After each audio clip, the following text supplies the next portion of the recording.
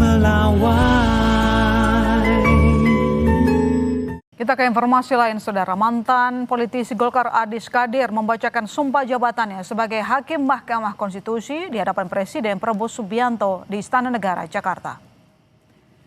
Adis Kadir mengucapkan sumpah sebagai Hakim Mahkamah Konstitusi usai ditetapkan menjadi Hakim Konstitusi pengganti Arief Hidayat dalam rapat paripurna DPR pada Selasa 27 Januari 2026.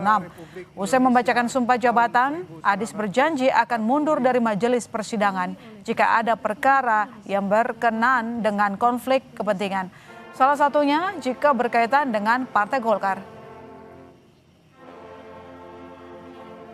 Terkait dengan dianggap ada konflik of interest, pasti otomatis hakim akan mengundurkan diri dari panel atau majelis tersebut.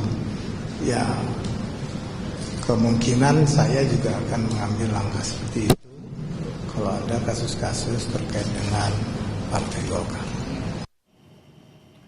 Selain Adis Kadir, Presiden Prabowo Subianto juga melantik Juda Agung sebagai Wakil Menteri Keuangan untuk mendampingi Menkyu Purbaya Yudi Sadewa. Ia dilantik menggantikan posisi Thomas Jiwandono yang pindah jabatan menjadi Deputi Gubernur Bank Indonesia. Wamenkyu juga bilang bahwa pengalaman sebelumnya di Bank Indonesia akan jadi sinergi yang baik karena kini ia mengemban tugas di otoritas fiskal. Dan demi mendorong pertumbuhan ekonomi di Indonesia, diperlukan koordinasi antara lembaga fiskal dan moneter. Rohaniwan dimohon kembali ke tempat semula. Ya, tentu saja pengalaman saya yang cukup lama di Bank Indonesia, kemudian di otoritas fiskal, ini tentu saja sinerginya akan lebih baik.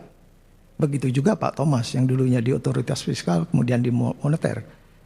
Jadi sinerginya antara dua kebijakan akan lebih baik dibanding kalau masing-masing di otoritasnya, gitu ya. Tapi intinya dari Presiden bahwa untuk mendorong pertumbuhan ekonomi, mencapai program-program pemerintah yang sudah dicanangkan, tentu saja perlu koordinasi antara kebijakan fiskal dan kebijakan moneter.